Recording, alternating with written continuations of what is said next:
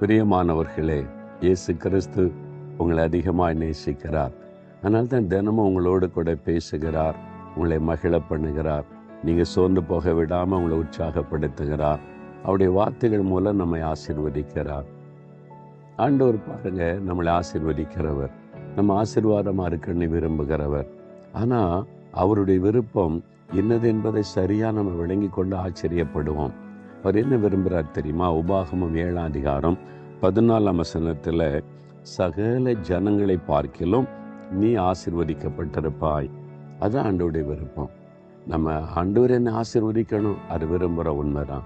ஆனால் அவருடைய விருப்பம் என்ன தெரியுமா? சகல ஜனங்களை பார்க்கிலும் நீ படித்து கொண்டிருக்கன்னு வைத்துக்கொள். உன்னுடைய வகுப்பில் எல்லாரையும் விட நீ ரொம்ப ஞானமாக இருக்கணும், நிறைய மார்க் எடுத்து எல்லாரையும் விட நீ மேன்மையான இடத்துல ஃபஸ்ட்டில் வரணும். அதான் தேவனுடைய விருப்பம். நீங்கள் வேலை செய்கிறீங்கன்னு வைங்க, அந்த வேலை செய்கிற இடத்துல அங்கே இருக்கிற எல்லாரையும் விட கர்த்தர் உன்னை மேன்மைப்படுத்தணும், நீ ஆசீர்வாதமாக இருக்கணும். அதான் தேவனுடைய விருப்பம். யோசேப்பு அடிமையை தான் கொண்டு போய் வேலைக்காரன் அவர் வீட்டில் இருந்தான். நிறைய பேர் வேலை செய்கிறாங்க, ஆனால் யோசேப்பை அந்த வீட்டிலே கர்த்தர் உயர்த்தினார். இவன் செய்ததெல்லாம் வாய்க்கிறது, இவன் கூட ஒரு வல்லமை இருக்கிறதுன்னு சொல்லி எஜமான் வீட்டு பொறுப்பே கையில் ஒப்பு கொடுத்தானா. அதுதான் ஆண்டவருடைய விருப்பம். அதாவது சகல ஜனங்களை பார்க்கணும் நீ ஆசீர்வதிக்கப்பட்டிருப்பாய். விசுவாசிக்கிறீங்களா?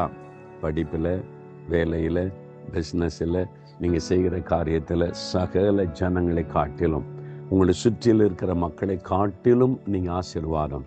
அப்போ எல்லாரும் பார்ப்பாங்க, இவன் மட்டும் எப்படி இவ்வளோ ஆசீர்வாதமாக இருக்கிறா, இவன் மட்டும் எப்படி இவ்வளோ ஆசீர்வாதமாக இருக்கிறான். அப்போ நீங்கள் சொல்லலாம், நான் இயேசுவோட நடக்கிறேன், என் கூட ஒருவர் இருக்கிறார், அவர் என்னை ஆசீர்வதிக்கிறவர்னு நீங்கள் சொல்ல முடியும். அதுக்கு தான் ஆண்டவர் ஆசீர்வதிக்க விரும்புகிறார். விசுவாசிக்கிறீங்களா? உங்களுக்குள்ள அவரை ஏற்றுக்கொள்றீங்களா? தகப்பனே, சகல ஜனங்களை பார்க்கலும் உம்முடைய ஜனத்தை நீர் ஆசீர்வதித்து உயர்த்துகிற தேவன். இந்த மகள் ஆசீர்வதிங்க, இந்த மகன் ஆசீர்வதிங்க.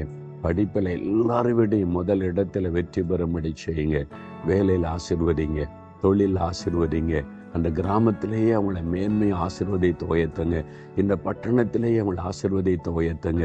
எல்லா ஜனங்களை காட்டிலையும் ஆசீர்வாதத்தில் உயர்ந்திருக்கணும். உங்கள் வாக்கு கொடுத்தபடி இயேசுவின் நாமத்தில் ஆசீர்வதிங்கப்பா. ஆசீர்வதித்ததற்காய் ஸ்தோத்திரம். நாங்கள் பெற்றுக்கொண்டோம் என்று விசுவாசிக்கிறோம். இயேசுவின் நாமத்தில் ஜெபிக்கிறோம் பிதாவே. ஆமென், ஆமென்.